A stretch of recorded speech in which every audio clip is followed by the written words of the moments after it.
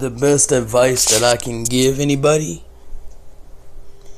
is, if and when you feel conviction in your spirit about something, you're convicted in your mind and in your heart about something, don't ignore that.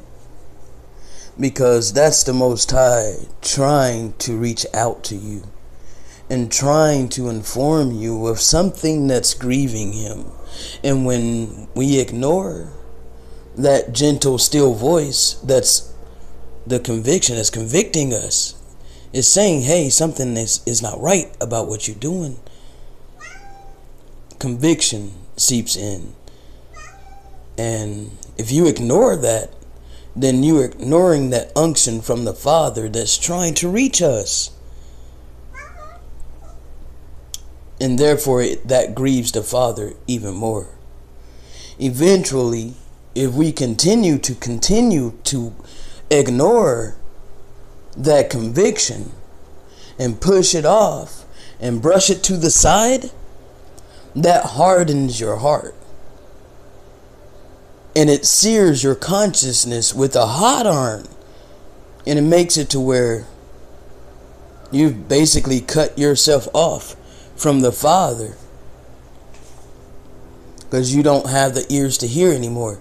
Nor do you have the heart to receive. And you're blinded. Therefore you don't have the eyes to see.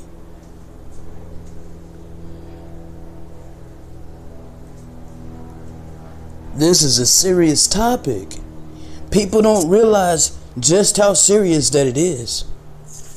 Our diet was given in the beginning. In the beginning, right after the creation.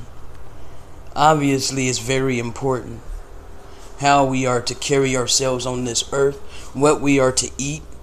We are what we eat. We know that. Yet we have no problem feasting upon dead things. And you don't think that you're dead? You don't think that you're a walking zombie? You don't think that you have polluted your temple with corpses?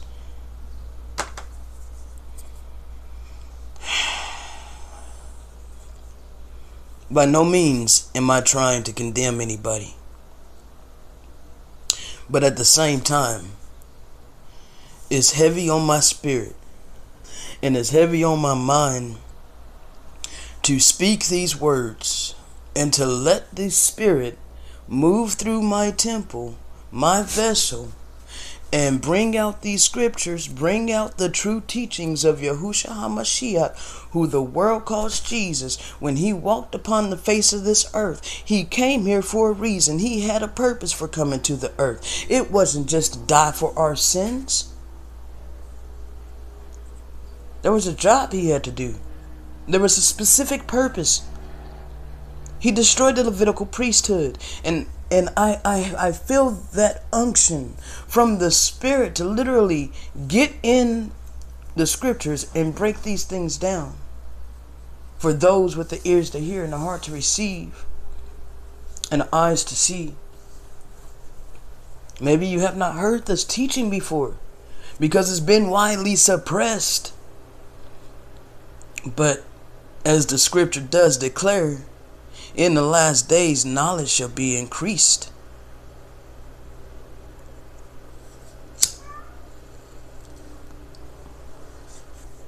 And ignore my cat. He's going to be going off because that's what he does. He wants to go outside by himself. And I'm not going to let him do that. So he may be interrupting this audio with his groanings and moanings because he wants to go out. Just ignore that.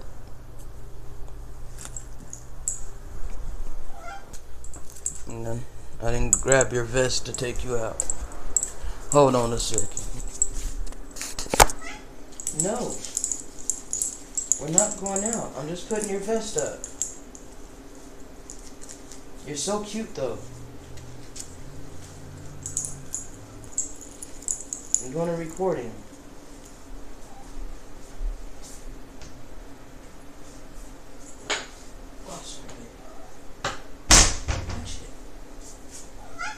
Watch it.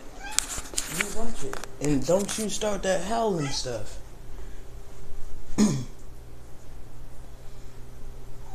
No, boy.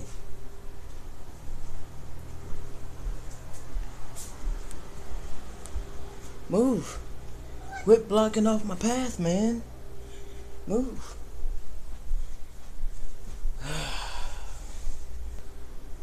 Okay. Man. I'm just a regular person. You know, I ain't trying to be all religious. I'm not religious at all. You know, I have my flaws. I have my issues that the Father is working through me. Fixing me little bit by little bit from the inside out. It's important that we take a walk through these scriptures. And I break it down for you that the Most High never changed his mind when he created our food from that which grows from the earth and told us this is our meat. He never changed from that. He never added his very creation that he created and gave the breath of life to, the flesh and blood animals that are upon the earth, our fellow brothers and sisters that are upon the earth, who were given the breath of life and the Spirit of the Most High that dwells within them. He never gave them as a food source. He never desired for them to be brutally murdered and then offered up as a sacrifice. He never desired to see his precious beloved creatures on our dinner plates. This is a great grievance to the Father, as he created these creatures for his own pleasure and enjoyment, and also for our joy and enjoyment.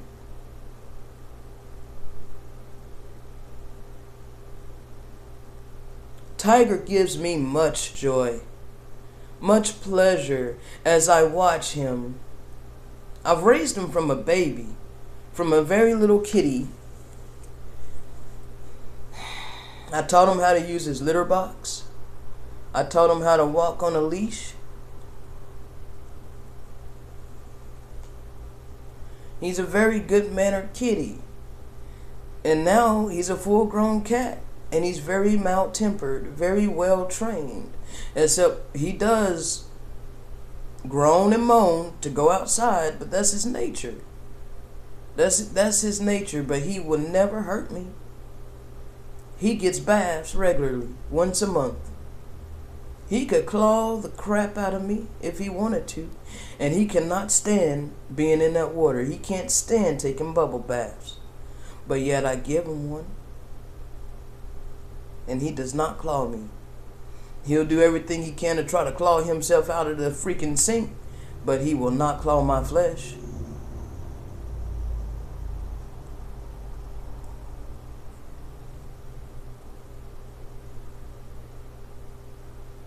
He loves me, and I love him too as myself.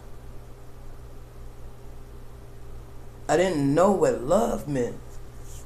All my life, I didn't really know what love meant. I didn't even love myself, so how could I possibly know what love meant?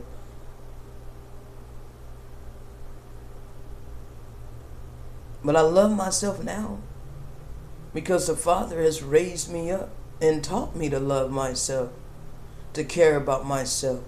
And in caring about myself, I care about others around me, humans and animals alike. I care about the Father and what he created. I care about his commandments and what he commanded in the beginning. You know better. No, don't you start that. Don't you start that. No. You can't keep interrupting the audio, Tiger. You're going to have to chill out. We're not going outside. No. No. Go lay down or play somewhere. No. What I say? What did I say? Don't. If you make me have to get up, boy, I'm going to put you in that bathroom. And I don't want to have to do that. I'm giving you an ultimatum right now. Either stop or you're going to be in timeout. No.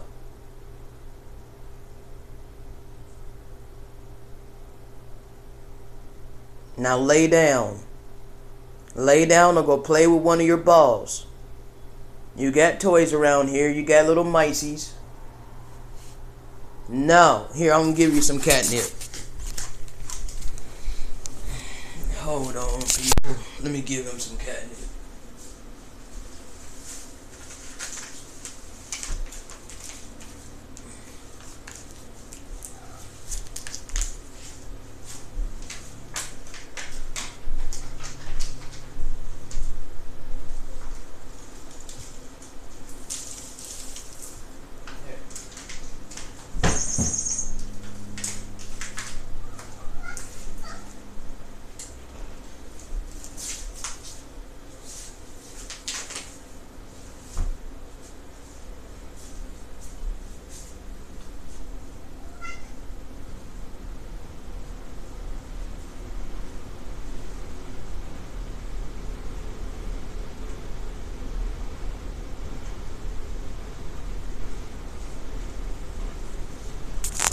Alright, he got some catnip. And there was something else I needed to get. My phone. So that I can look these scriptures up and read them off. As the Spirit gives utterance. And this is how it works. Alright. So all throughout the scripture we can find the Father is good. I know. But let's not get ahead of ourselves, because I know that there's people that's going to be like, God is also, He created evil and He brings destruction upon the wicked. And yeah, we'll get there. See, people have to understand there is two gods in the Bible. There's two gods in the Bible. I know that sounds blasphemous to a lot of people. Primarily a lot of Christians. For me to say that there's two gods in the Bible. One of them is posing as the Almighty and one is the true Almighty. One is the Almighty power that created the heavens and the earth and everything that dwells upon it. All of the heavenly bodies that's within the firmament. The Almighty that done all of that. Yeah, He's in the Bible. He's the creator that created everything. He's the one that blessed everything. He's the one that told everything to be fruitful and multiply. He's the one that created our food, in which grows from the earth, and gave it to us freely. Then there's another that said, he declared that He would set Himself up like the Most High. That He would sit upon the sides of the north. It also declares that He deceiveth the whole world. The whole world is deceived due to this adversary that said he would set himself up like the Most High. He's done that throughout all religions, because the Almighty never gave a religion. He created Adam and Eve righteous. He created them upright and righteous. Adam was created in the Father's image, and he was created in the heavenly image. He had a glorified body. He didn't have blood. He didn't have flesh like we know that we have today.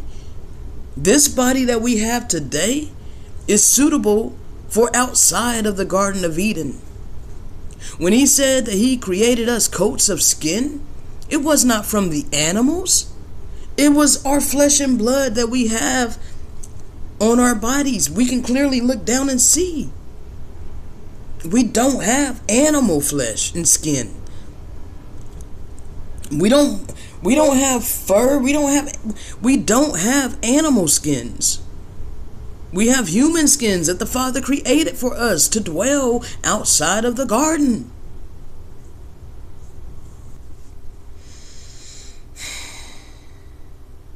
There's two gods in the Bible, and we have to rightfully divide the word of truth. The whole Bible is not the truth. Stop. I'm not a toy. Quit. Don't be clawing and biting at my feet, boy. No. You have your catnip. Go play with a toy. There's toys over there. I'm not a toy. Now let me get back to the video. Stop. I am not a toy, man. This kitty cat. Hold on.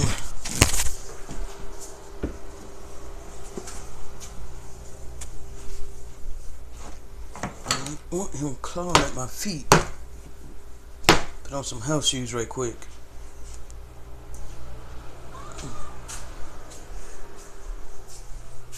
You're not going outside. I just gave you catnip. Now play with one of your toys.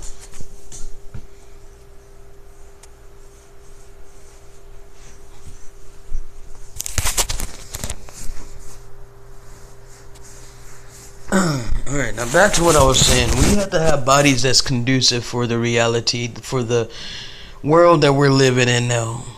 When Adam and Eve was in the garden, it was a different dimension. It was a different realm.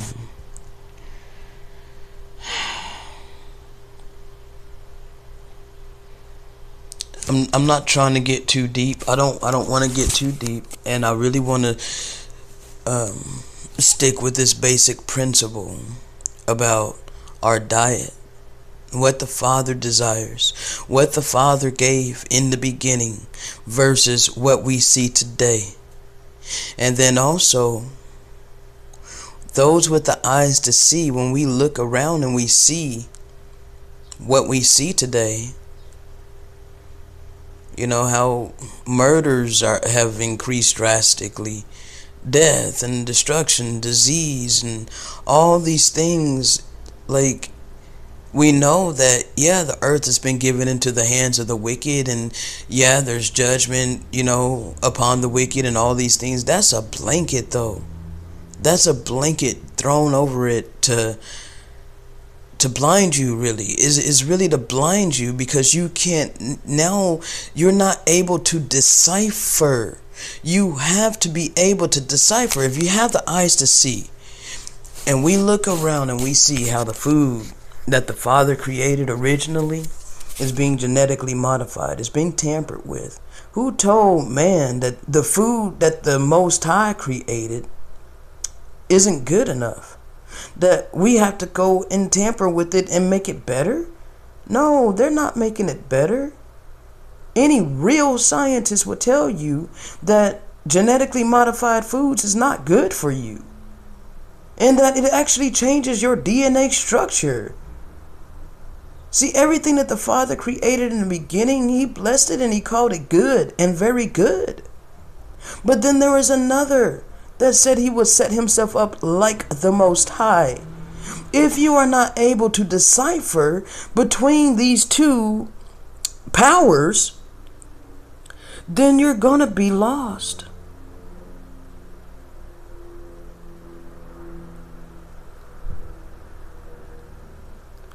A diet is very important. What we put into our temples becomes who we are. The Father knew that. That's why when He created our food, is that which harnesses the energy of the earth, because we are energy beings. We are alive. We're alive. We're living beings. So He created living food for living beings.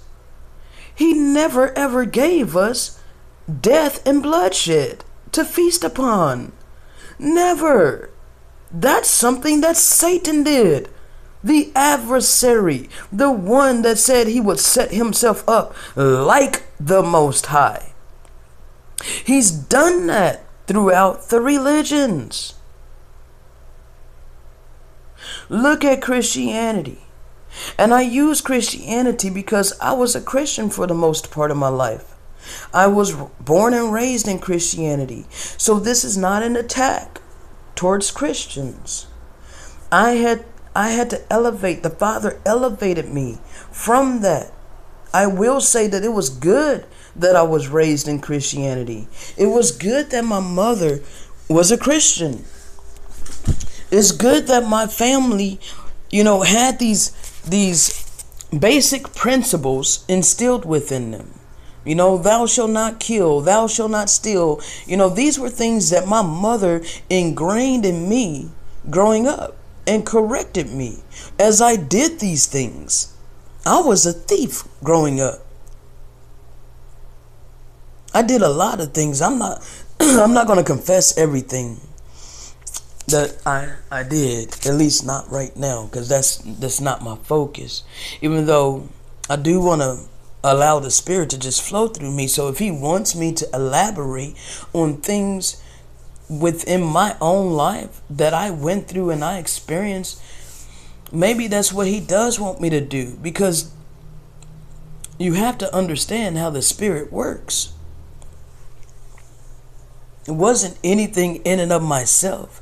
I didn't raise myself up. My mom's a good mother. And she raised me and my brother good. And she was a hard worker. She got us up out the ghetto. Moved us from south side of Chicago to Oklahoma. And I still had a lot of those negative things ingrained in me with my environment and how I grew up in the hood. I wanted to be hard and I wanted to protect my family. I had a younger brother and I had a mother. Mom and dad separated when I was about 10 years old. That these things affected my life. It affected who I became, and I acted out. I acted out negatively for attention. I did a lot of things in order to get attention, and I didn't care if the attention was negative or positive as long as I was getting attention. And I wasn't able to get the positive attention because I wasn't like others around me. I wasn't normal. I didn't conform. Like, I didn't perform well in school. I brought home D's and F's. And on good report cards, I brought home C's. C's and D's was a good report card to me. But my brother, my 4-year younger brother, I remember being jealous of him a lot because he received a lot of attention and a lot of love and praise. He received a lot of positive attention because he was normal. Like, he conformed. He acted like everybody expected him to act. He moved and did things in a way that people expected him to do and move and do things. And he did well in school. He brought home A's, like straight A's. He was a straight A student, And so I remember being jealous of my brother because of that, And like, I tried to study. I tried to, do better in my studies, but I just couldn't. That wasn't my strong suit. Like, I was always a free spirit, and I didn't know that until the Father showed me. I wasn't able to explain all of these things and all the reason why I fought so hard against conformity to this society. I couldn't explain it, but I seemed to irk a lot of people the wrong way moving throughout my life. I never did what people expected me to do. I never said what people expected me to say. I always moved differently, and I could never explain why. But to get back on what I was saying about how there's two gods in the Bible and how it is very important that we decipher who is speaking. Because the Most High Almighty that created all life upon the earth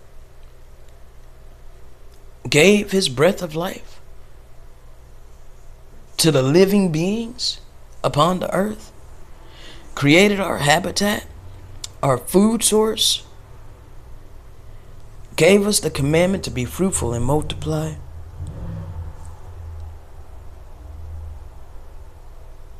He never desired for the animals to be living a life of torture, agony and pain, death and bloodshed. This is a great grievance to the Father, and it has become a great grievance unto me. I grew up in Christianity. I grew up in a church called Butylland in Chicago, Illinois.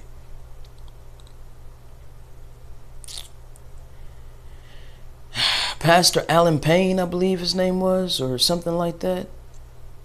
I remember his last name was Payne. And I also remember this is where my brother discovered that he was a musician. Because my brother was fascinated with the drums. But anyway, that's neither here nor there. Pastor Payne would preach a sermon. And halfway through the sermon, we'd smell, quote unquote, hamburgers cooking. And our stomachs would begin to growl. I know mine's did. I loved them. At that time, I loved those burgers. Sorry, makes me almost want to puke. I can't no more. I can't no more. If there was a drought of fruits and vegetables and whatnot, and the only thing there was to eat is flesh and blood, I would starve. I would literally starve. And I would pray for the Father to just sustain me. Sustain me or take me out, one or the other. I am not going back to no death and bloodshed. But anyway, I'm sorry to stray off path.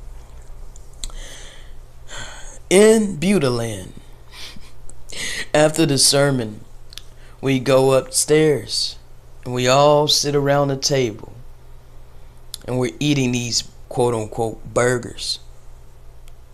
Mind you, this particular church had a lot of big rats, and I seen them. I would see these big rats. It never once clicked in my mind that we were not eating actual hamburgers. It never clicked in my mind that it was something other than cow. But as the Father brought it back to my remembrance, I believe in like 2019, around in there,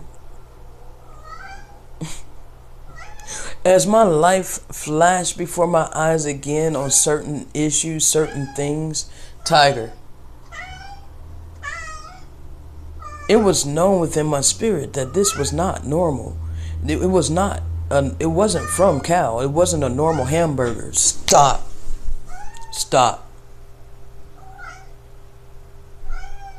I have never in my life tasted a burger like that tasted like that, had the texture like that.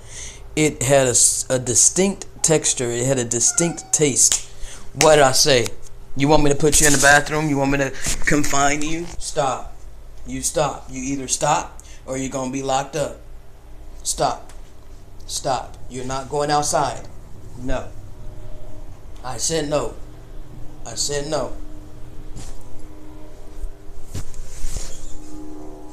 You chill out. That wasn't a normal burger. At all.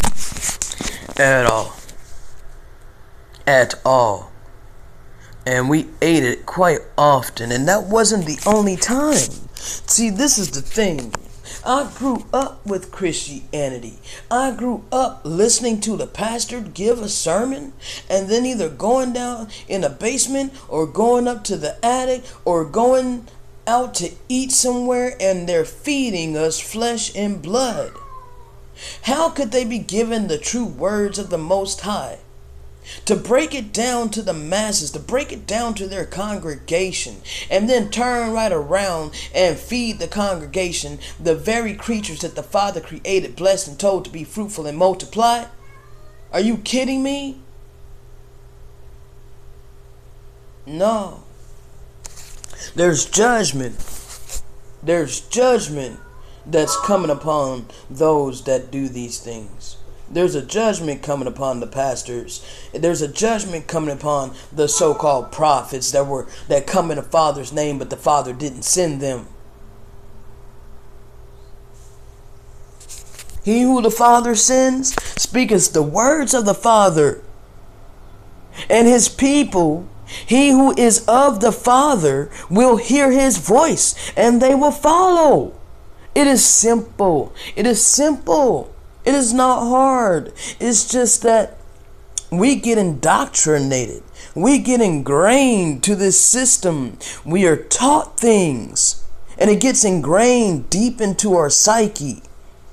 We can't help that. No, we can't help that. We don't have any power over being indoctrinated. So it's not an attack against people.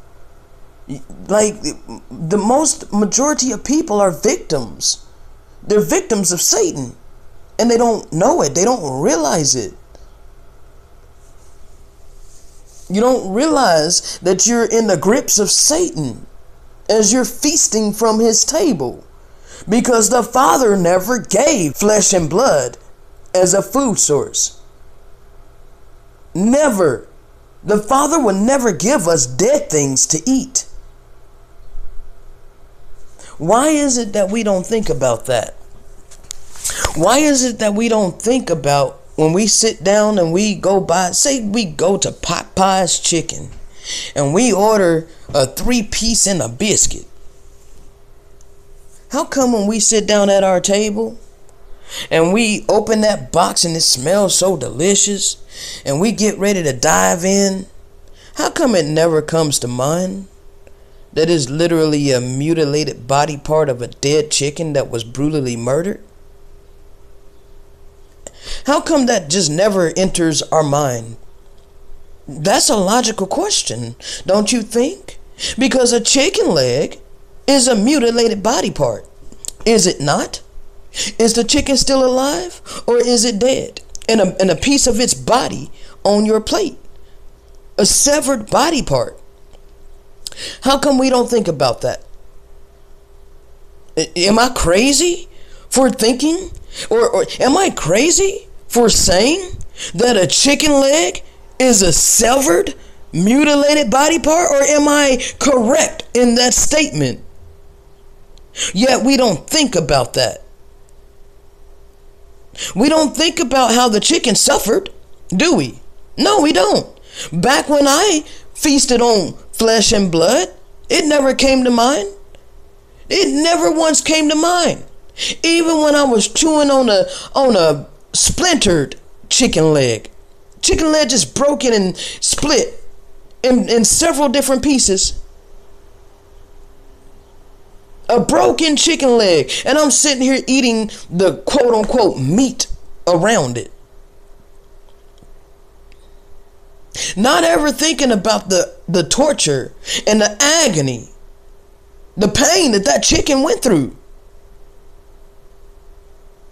How it suffered.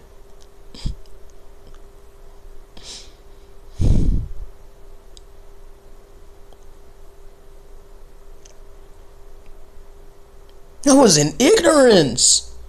We are in ignorance, my people. We're in ignorance. And we were taught these things.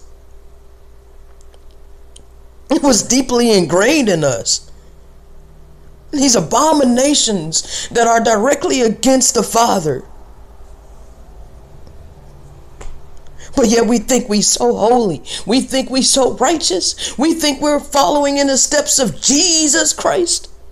When the Most High sent Yahusha HaMashiach to the earth to teach us his righteous ways, his righteous laws, and he never once let flesh and blood touch his lips, nor did Mary.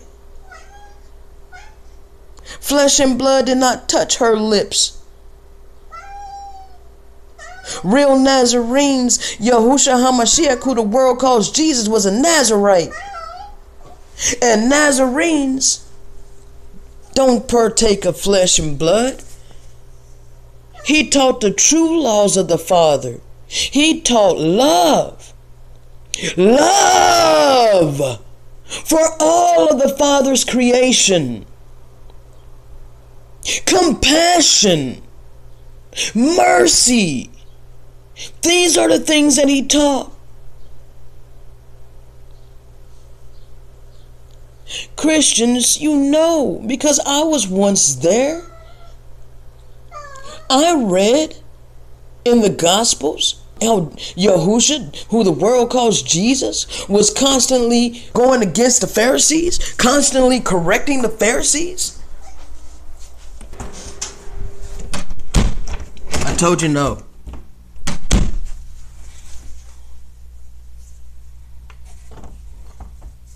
Hold on.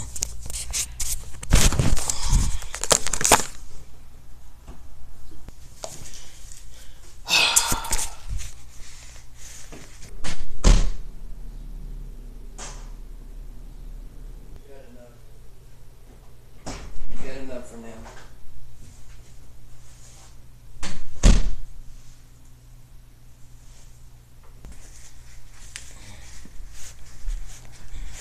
Okay. I'm gonna break this down. All right.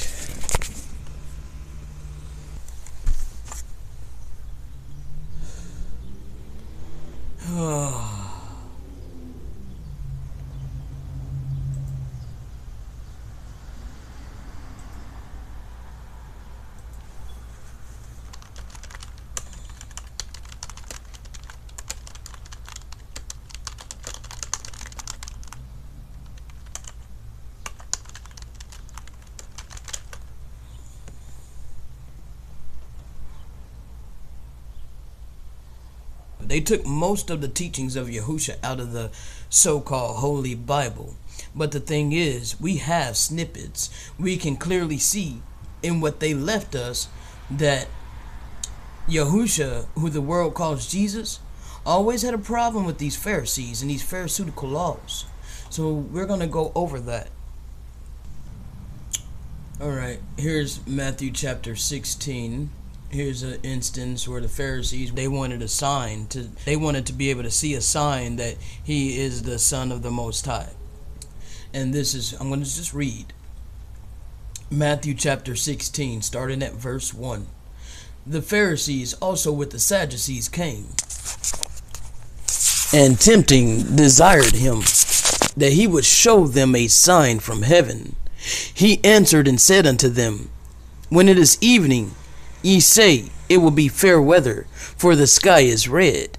And in the morning, it will be foul weather to the day, for the sky is red and lowering. O ye hypocrites, ye can discern the face of the sky, but can ye not discern the signs of the times? A wicked and adulterous generation seeketh after a sign, and there shall no sign be given unto it, but the sign of the prophet Jonas. And he left them and departed. And when his disciples were come to the other side, they had forgotten to take bread. And Yahusha said unto them, take heed and beware of the leaven of the Pharisees and of the Sadducees. And they reasoned among themselves, saying, it is because we have taken no bread. Which when Yahusha perceived, he said unto them, ye of little faith, why reason ye among yourselves, because ye have brought no bread? Do ye not understand, neither remember the 5 loaves of the 5,000, and how many baskets ye took up? Side note, why does it not mention fish fragments? We'll come back to that later.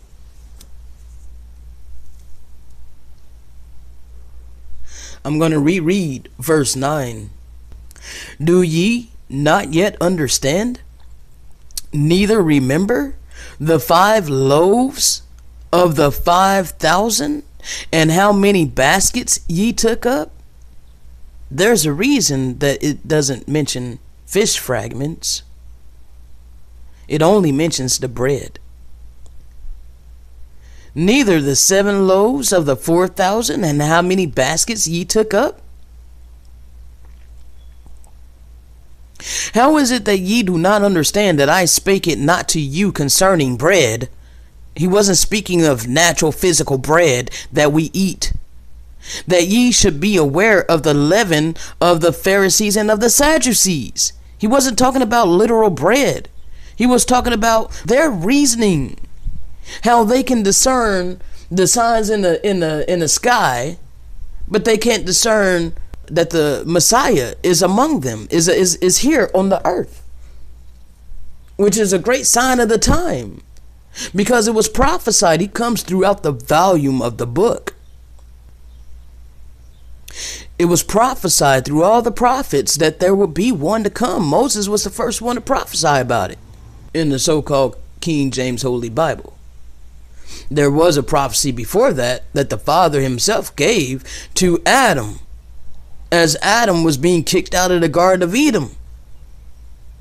The Father told him, I'm going to send the one that created you to redeem you from the transgression in which you transgressed against me, when Adam and Eve partook of the tree of knowledge of good and evil. And we're not going to speculate what that is, but it's something that they partook of. And they compare it to a tree.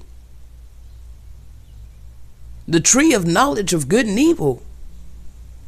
Things were very different in the garden than they are for us in this reality, in this realm.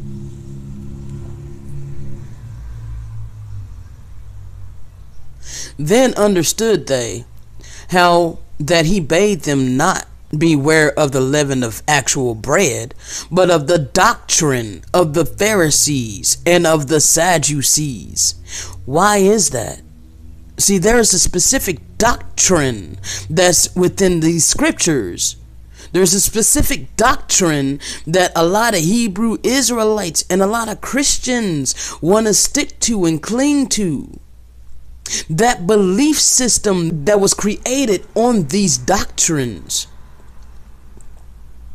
Our whole mentality and our whole belief system as we grew up in the Christian church was created upon these doctrines of the Pharisees and of the Sadducees.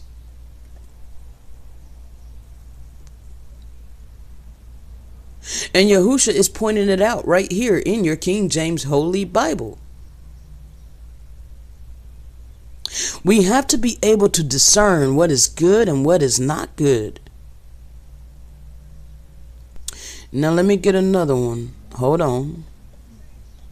Let's get another one, because these Pharisees was always tripping.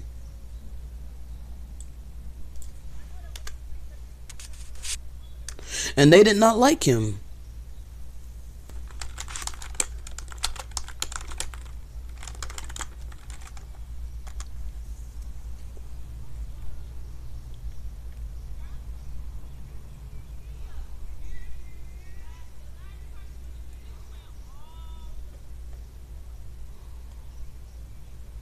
There's 77 verses about Pharisees and their attitudes towards Yahusha.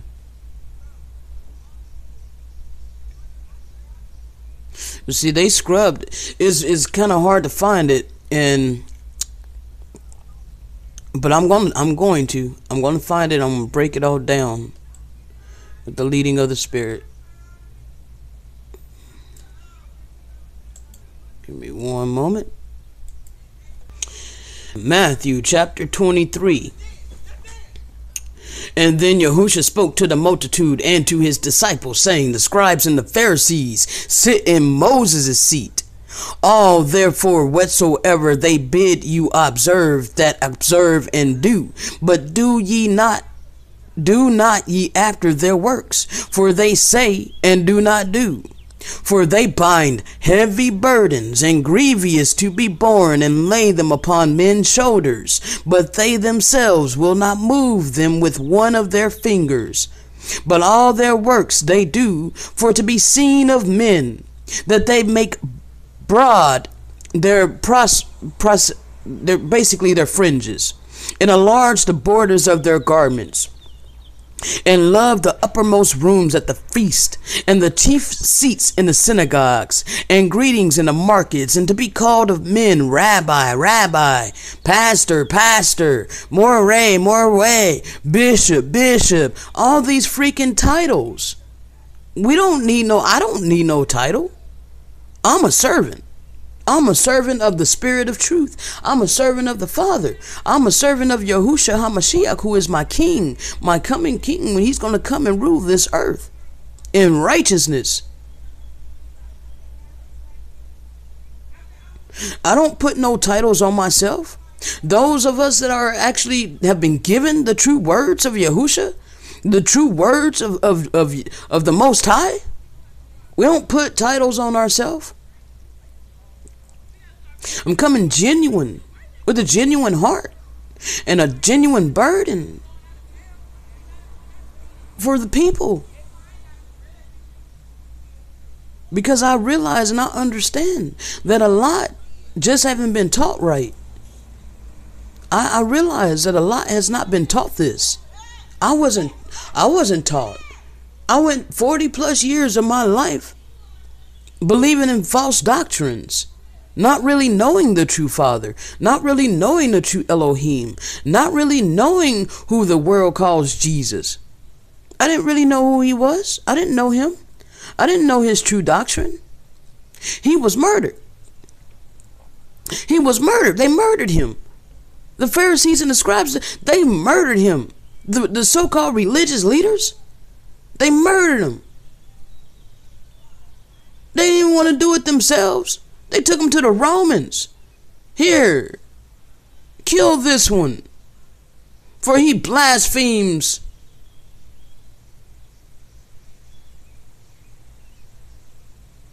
Let me continue to read. But first, there was another thing I wanted to say about when they murdered him. When they murdered him, and then they started bullying his disciples, trying to force them to hush and not preach in the name of Yahusha, because they had great power. When a tongue of fire rested upon them, they walked in that power, and they were healing people, and they were raising up more disciples, and the movement was growing big. And the Pharisees and the Sadducees hated it. They hated Yahusha. They hated the one that the world calls Jesus. They murdered him, and then they murdered his disciples, and then they covered up his doctrine and polluted it. The Father's name has been blasphemed more than the star count of heaven. Now let me get back to reading. But be ye not called Rabbi, for one is your master, even Christ, and all ye are brethren. And call no man your father upon the earth. Roman Catholic Church, the Pope, what is he called upon the earth? What is he called upon the earth? Why is he sitting in the seat of the Most High upon the earth? Do you think that is of the Father? Do you think the Pope is good?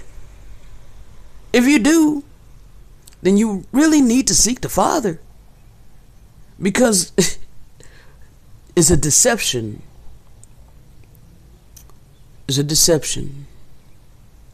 And call no man your father upon the earth, for one is your Father which is in heaven, not seated in Rome. Neither be ye called masters, for one is your master, even HaMashiach, who the world calls Christ. But he that is greatest among you shall be your servant, which I am your servant. I'm here to serve. I'm here to plant these seeds. I'm here to speak these words that has been given to me, and to humbly bring them forth for those with the ears to hear and the heart to receive and the eyes to see. And whoever shall exalt himself shall be abased, and he that shall humble himself shall be exalted. I don't want to be exalted. I really don't.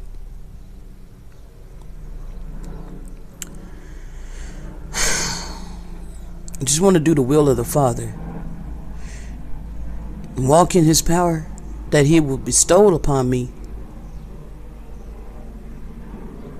Here's a judgment in verse 13. But woe unto you, scribes and Pharisees, hypocrites! For ye shut up the kingdom of heaven against men. Yeah, there are the ones that's telling you can't get in heaven. Oh no, like these Hebrew Israelites. I was just talking to one early this morning as he put a meme up that I posted myself back in like 2016, 2017. In ignorance, I posted it, saying how basically only Israel can be saved and all Gentiles can't go to heaven. All Gentiles going to be slaves. All Gentiles going to be servants, and all Gentiles is going to go through the curses that we went through and all these things. And that the Father don't love them. That the Father only loves Israel. The post was saying that God don't love everybody. But that's semi-inaccurate, because the Father does love his creations that are upon the earth. That's his creation. He created us upon this earth. He breathed his breath of life in us. Every single day that we wake up with the breath of life in us, that's another day showing us that the Father still has mercy. The Father still showing love to us. As long as we wake up and we're able to take a breath, we're able to get out of bed, we're able to walk around, we're able to do our daily routine, that's letting us know that the Father loves us, and he's patient with us. He's merciful. These are things within our own life that we can see, and we recognize that the Father is merciful. Because if you wake up in the morning and you get the breath of life, then clearly the Father loves you. So we can't go around shutting up heaven to other nations. We can't be telling them that they can't go to heaven. We can't be condemning people to hell because they don't believe in our doctrine.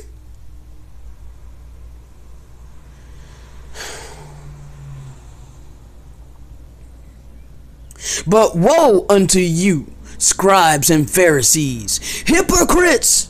For ye shut up the kingdom of heaven against men. For ye neither go in yourselves, neither suffer ye them that are entering to go in. Woe unto you, scribes and Pharisees, hypocrites!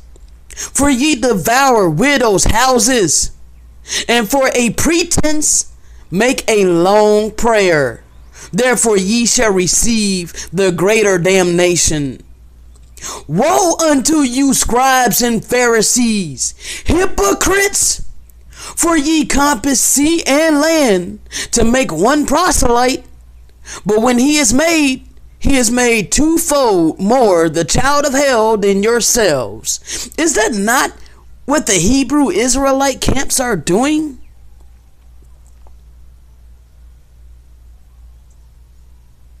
Is it not? Is it not what the Christian church has done in their missionaries? Compassing sea and land, going to the so-called third world countries, giving them white Jesus?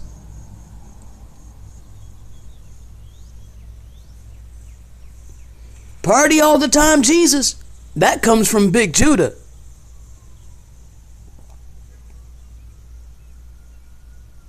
Woe unto ye, blind guides, which say, whosoever shall swear by the temple, it is nothing, but whosoever shall swear by the gold of the temple, he is a debtor.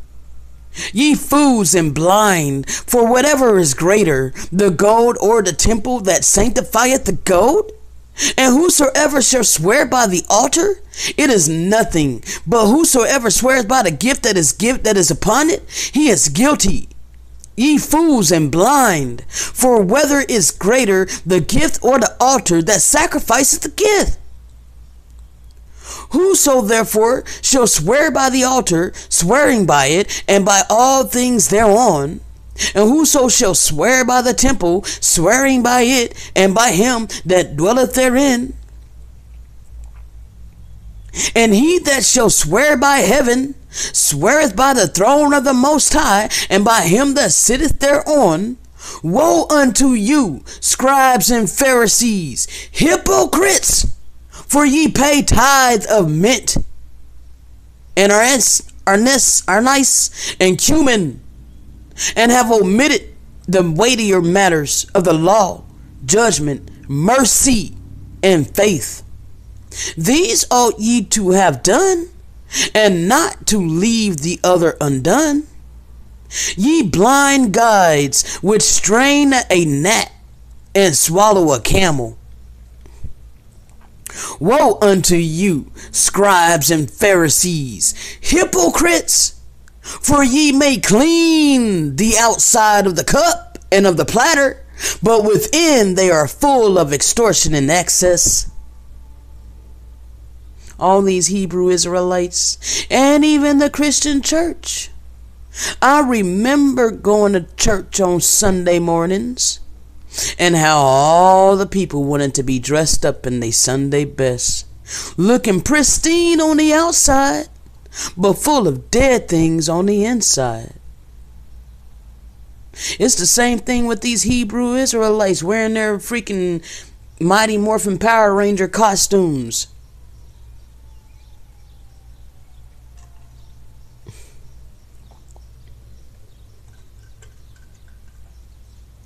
Thou blind Pharisee, cleanse first that which is within the cup and platter, that the outside of them may be clean also. See, that's what's happening to me. The Father is cleaning me from the inside out as I'm obedient to His word. It works. It's like hand and foot. It works. Hand and glove, foot and shoe. The word is there, is within us. He put His law in our inward parts. And when that conviction comes, when He let it be known that something is grievous unto Him, and as far as in my case, how I heard it and I hearkened, He begins cleaning. He begins the work of renewing us. He begins the work of rebirth. Baptism by fire. I felt it. I feel it. I feel the fire of His Spirit throughout my temple, throughout my body.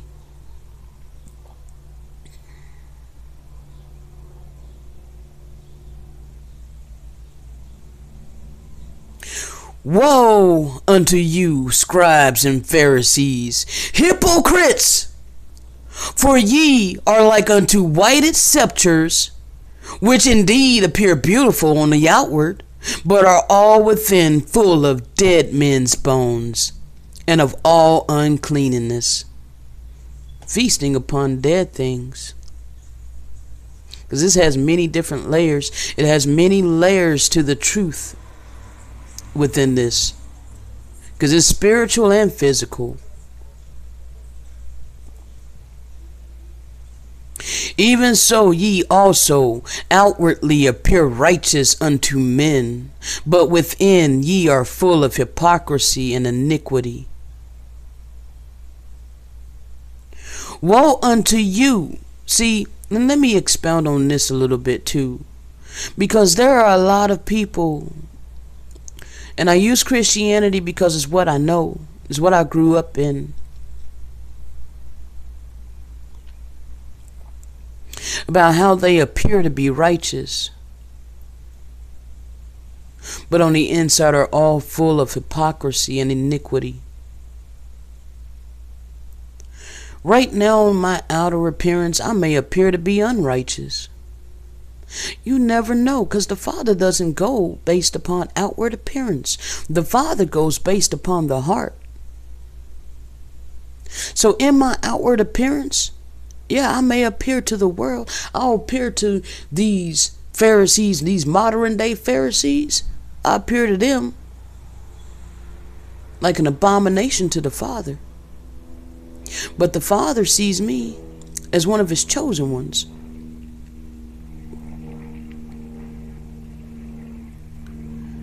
And I'm going to continue to just elevate and grow by the leading of the Spirit that he sent.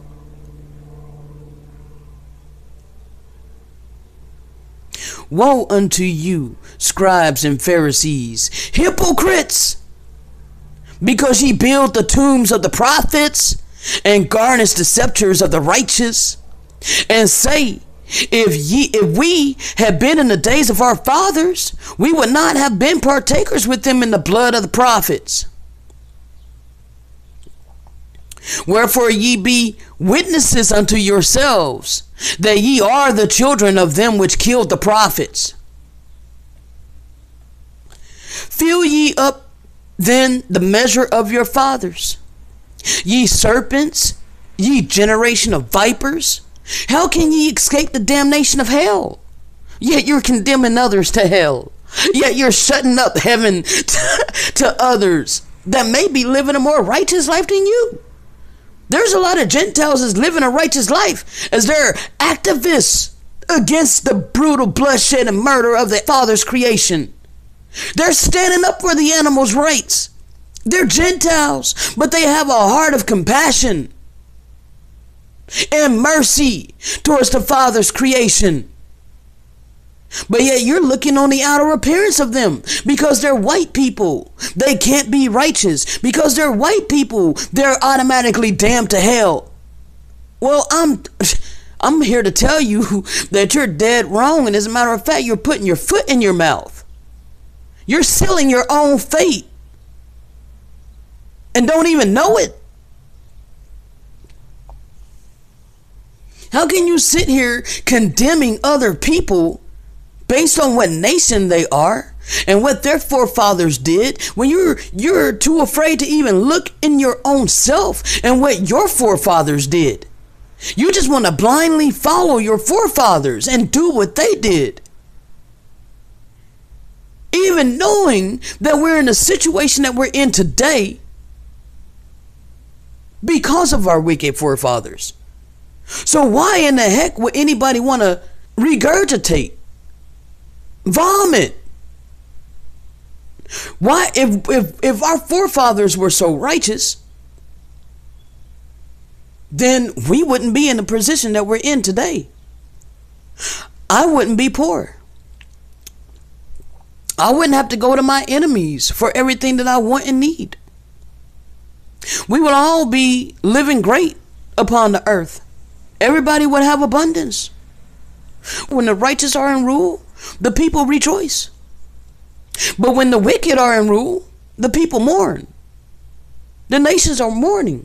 The animals are mourning. The creation is mourning. Everything is travailing and crying out in agony and pain, travailing together until now.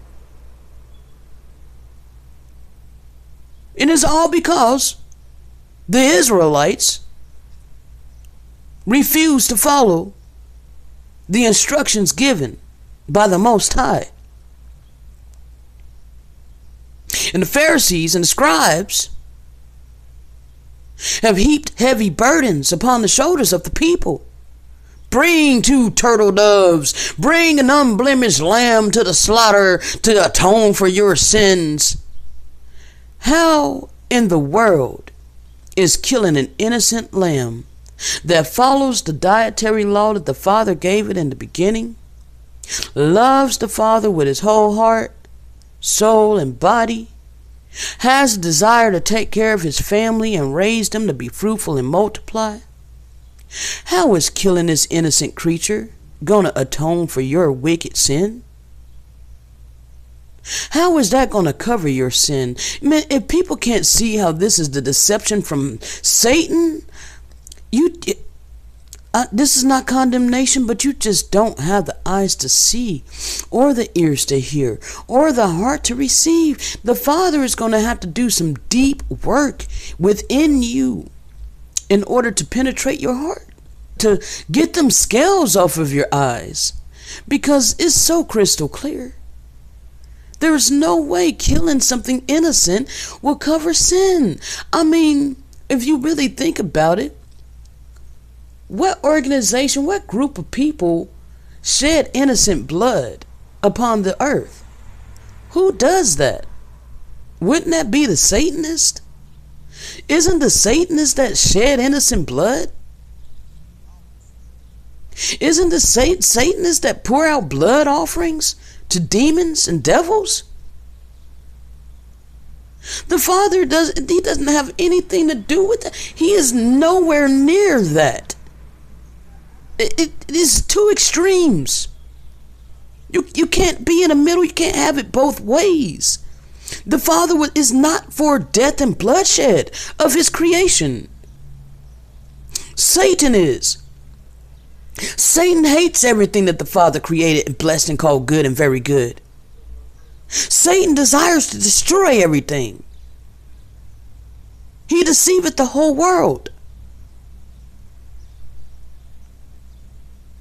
Ye serpents, ye generation of vipers, how can ye escape the damnation of hell? Wherefore, behold, I send unto you prophets and wise men and scribes, and some of them ye shall kill and crucify. Did they not do it to his disciples? And some of them shall ye scourge in your synagogues and persecute them from city to city. Did they not torture the disciples? That upon you may come all the righteous blood shed upon the earth, from the blood of the righteous Abel unto the blood of Zacharias, son of Barachias, whom ye slew between the temple and the altar. Verily I say unto you, all these things shall come upon this generation. O Jerusalem, Jerusalem, thou that killest the prophets, and stonest them that are sent unto you. How often would I have gathered thy children together, even as a hen gathereth her chickens under her wings, and ye would not? He speaketh of the hens gathering her chickens. Do you think that Yahusha, who the world calls Jesus, doesn't care about the chickens that we're eating dead, mutilated body parts of? You really think he doesn't care that I was sitting here chewing on a splintered chicken leg broken in several different pieces? Do you think he wasn't grieved over that?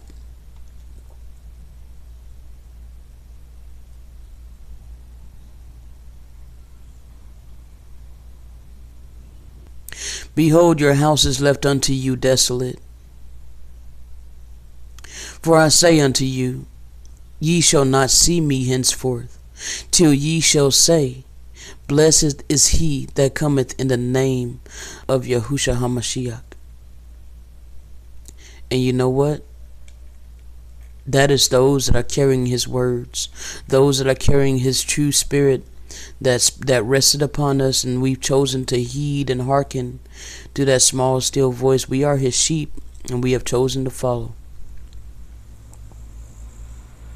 I can do much more, and I can get into much more details, but I think I'm going to cut it here because I really don't want this to be too long.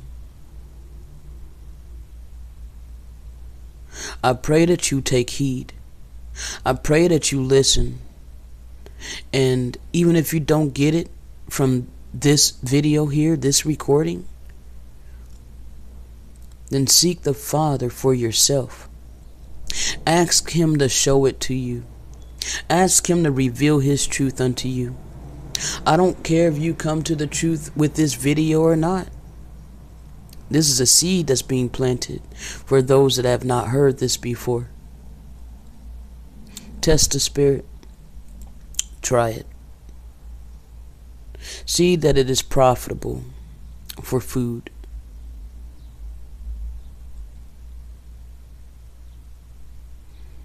And on that note, shalom.